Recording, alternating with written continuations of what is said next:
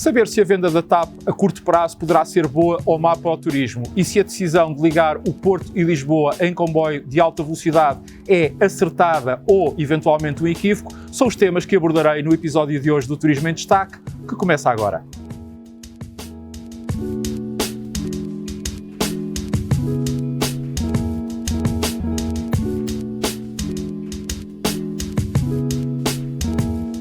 Saber se a possibilidade de venda da TAP a curto prazo pode ser ou não bom ou mau para o turismo é, de facto, uma excelente questão cuja resposta não é assim tão óbvia quanto, à primeira vista, se podia esperar. E porquê? Porque ela pode configurar aquilo que normalmente se diz um pau de dois bicos. E o que é que me leva a fazer esta afirmação? Acima de tudo, o que o país deve pretender e deve querer garantir com esta venda. Este, quanto a mim, será sempre o segredo deste poder vir a ser um bom ou um mau negócio, em particular para o turismo, porque nós não nos podemos esquecer que cerca de 80%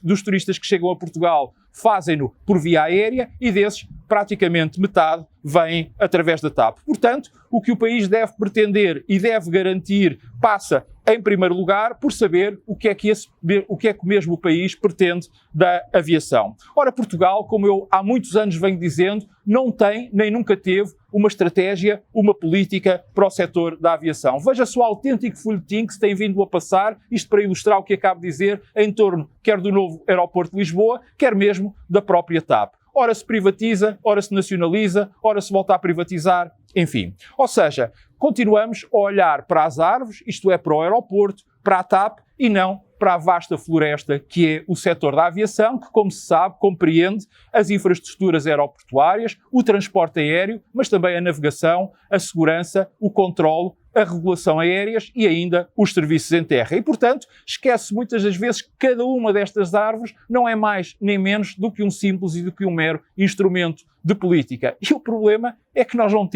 não existe política. Por isso, para mim, a questão que se coloca não é tanto a da venda objetiva da TAP, que me parece óbvia, lógica, para não dizer até mesmo correta, que o Estado acabe por não estar no negócio do transporte aéreo, algo que hoje, nos dias de hoje, não faz qualquer sentido, e isso quer dizer que passar a posse da companhia para os privados é um passo acertado. Contudo, este é um passo que não pode, de forma alguma, repetir erros passados e, portanto, tem que ser dado com um enorme critério, tem que se ter um fundamental critério na escolha do comprador, do parceiro ou do sócio que se venha a ter. Mas, se vier alguém que seja credível, que saiba ou até que esteja no negócio, isso até pode vir a ser bom, quer para o futuro da própria companhia, quer também para o futuro do próprio turismo português, para além, obviamente, de desonerar o Estado ou, se quisermos, todos nós enquanto contribuintes. Portanto, até aqui tudo bem. Só que também seria útil percebermos qual o interesse que pode haver pela parte do ou dos potencial ou potenciais interessados em comprarem a TAP, que, como nós todos sabemos, não é uma empresa que esteja isenta de problemas. O grande ativo que a TAP tem é o posicionamento privilegiado que tem no Atlântico Sul e em África, como se sabe, mercados onde a companhia está muito bem implantada e que estão em franco crescimento. Como todos nós sabemos, nas próximas décadas, quer pela explosão demográfica, quer pelo desenvolvimento económico que essas regiões vão ter,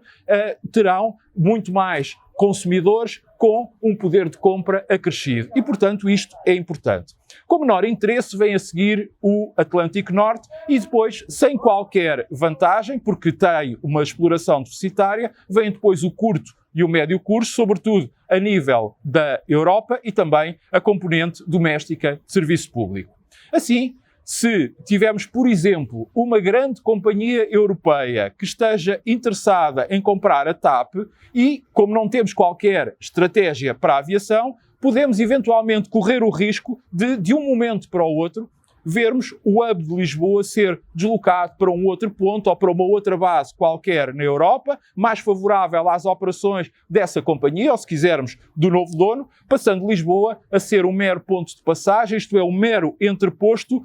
tendencialmente com cada vez menos importância. E isto até pode, de alguma forma, vir a pôr em causa a eventual necessidade futura de um aeroporto. Ora, isto quer dizer que o assunto é muito, mas mesmo muito sério e que a decisão, por isso mesmo, tem de ser tomada com um profundo, com um enorme conhecimento de causa, já que ela pode influenciar o futuro da nossa autonomia aérea,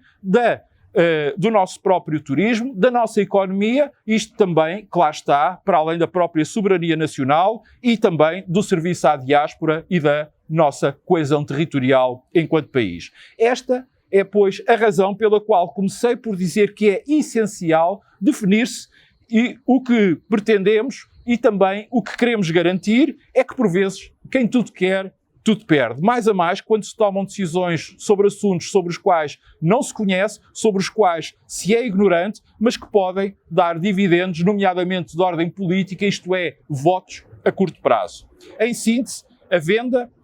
ou se quisermos a privatização da TAP, será boa desde que os interesses nacionais sejam acautelados e, dentre eles, é vital manter o hub de Lisboa com crescente preponderância quer em África, quer no Atlântico Sul. Caso contrário, seremos e ficaremos cada vez mais periféricos e mais fragilizados do ponto de vista turístico. O alerta aqui fica.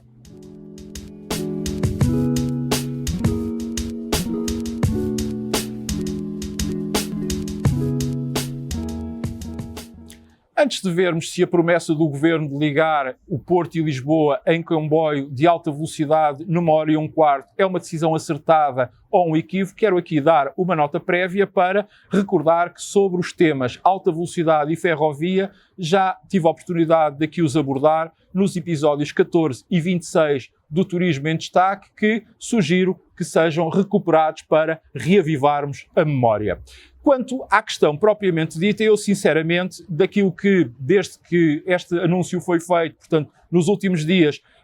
tudo o que tive a oportunidade de ver, de ler e de ouvir sobre o assunto, levanta muito mais dúvidas, muito mais interrogações que, obviamente, tenho que aqui partilhar, já que não encontro nem resposta nem sentido para as mesmas. Exceção feita, que lá está, aquele único aspecto que esse claramente é positivo e que tem a ver com o facto da ferrovia ser muito mais sustentável, ou seja, muito mais amiga do ambiente do que os outros meios de transporte e, por isso, mais suscetível de captar a adesão por parte quer de consumidores, quer de turistas. Embora, em abono da verdade, vamos dizer que têm sido feitos, ao nível dos outros meios de transporte, enormes progressos, nomeadamente ao nível do avião e do automóvel, para os tornar mais verdes.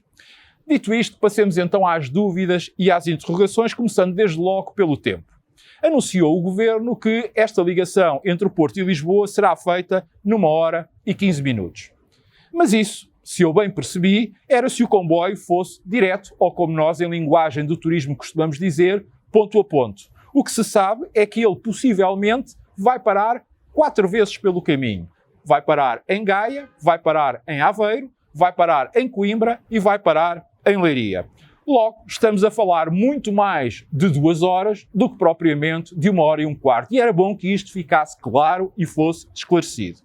Depois, também seria bom saber-se quanto é que um bilhete para viajar neste comboio vai custar. Mesmo que, sabendo nós que vamos beneficiar de fundos comunitários para a construção desta ligação, isto é, para o investimento inicial, o facto é que, a seguir, segue-se a operação, segue-se a exploração e será útil que fosse explicado como é que a mesma vai ser mantida, já agora se ela vai ou não vai ser rentável e depois o que é que se vai fazer para atrair passageiros, para atrair clientes, consumidores para viajarem neste comboio.